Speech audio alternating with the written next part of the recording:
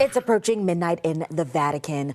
Quiet and calm now after a historic day electing the first American pope. At that moment, a massive crowd filled the square outside the Sistine Chapel, erupting in cheers at the announcement of the new pope. Father Joseph Heidt of Old St. Mary's Parish joining us now.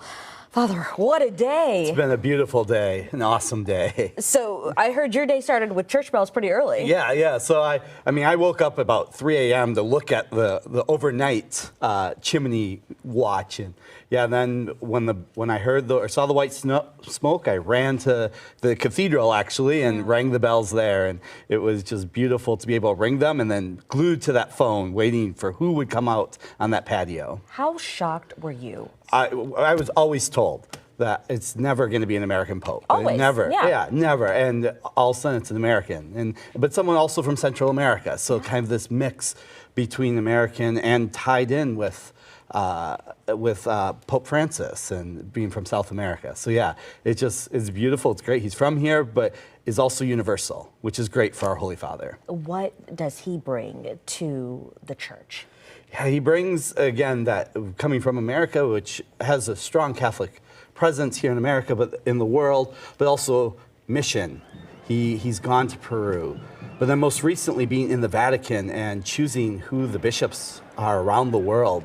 He has had influence based on Francis's vision, and now he's been asked to bring his vision to the whole church. Making history as the first American. I mean, what does this mean for the global political landscape? Yeah, it is the first American, but he's Pope first. If you notice when he was speaking today, he never spoke in English.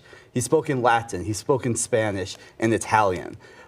So he made it very clear, I'm for the whole church. And that's great. He's from here, but we wanted someone who's gonna guide the whole church, and that's beautiful. And he has to be a leader for all and work with leaders of other countries. Exactly, yeah. That he has to bring people together, and especially for someone from the America who then did mission work. It's just great and beautiful.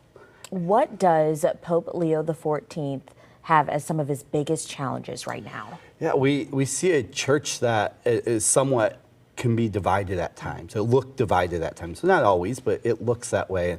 To try to bring people together, today he talked about dialogue and bridges several times in his short address. And just to bring people together, especially we're 1,700 years from the Council of Nicaea, and just that idea of bringing people together. Are you optimistic for unity? Are you excited? Yes, that we can be one in Christ, that his motto is about being one in Christ. Thank you so much for joining us today. And I know there's an upcoming Mass that will be celebrating the new Pope. Our Archbishop, Jeffrey Grob, will celebrate Mass at Tuesday at the Cathedral at 6 p.m. And this is something everyone can celebrate. Everyone, not just please Catholics. come. Yes. Thank you so much, Father. Appreciate you being here. Yes. God bless.